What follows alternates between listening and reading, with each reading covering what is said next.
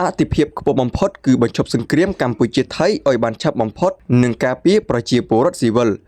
លោកវ៉ាងវ៉េនប៊ិនឯកអគ្គរដ្ឋស្ថានទូតចិនប្រចាំកម្ពុជា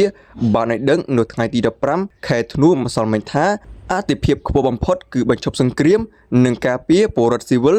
លោកនិយាយដោយក្តីសង្ឃឹមថាភាគីទាំងកម្ពុជាថៃ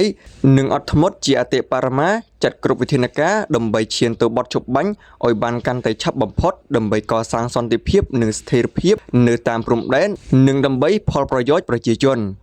បើតាមឯកអគ្គរដ្ឋទូតនៅភ្នំពេញប្រទេសចិនគឺនឹងបន្តធ្វើអ្វីៗគ្រប់យ៉ាងតាមដែលយើងអាចធ្វើបានដើម្បីលើកកម្ពស់ការសន្ទនាឈានទៅកសាងសន្តិភាពហើយចិននឹងដើរតួនាទីស្ថាបនាតាមវិធីរបស់ខ្លួនក្នុងការនាំមកនូវបទឈប់បាញ់រវាងកម្ពុជានិងថៃដើម្បីកសាងសន្តិភាព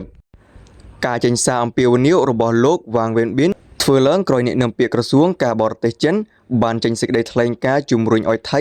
និងកម្ពុជាឈប់ការបាញ់គ្នាជាបន្ទាន់ដើម្បីជៀសវាងសង្គ្រាមរីករាលដាលកាន់តែធំ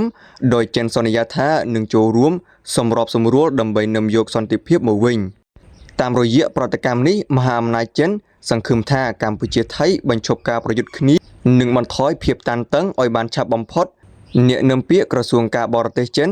លោកគួយជៀវគុនបាននិយាយថាចិននឹងបន្តដោយមើលលើឆន្ទៈរវាងភាគីទាំងពីរក្នុងការធ្វើការឲ្យអស់ពីសមត្ថភាពដើម្បីជំរុញការចរចាដើម្បីសន្តិភាពនិងដើរតួនាទីស្ថាបនាតាមរបៀបរបស់យើងដើម្បីនាំមកនូវបទឈប់បាញ់និងការស្ដារសន្តិភាពរវាងប្រទេសទាំងពីរ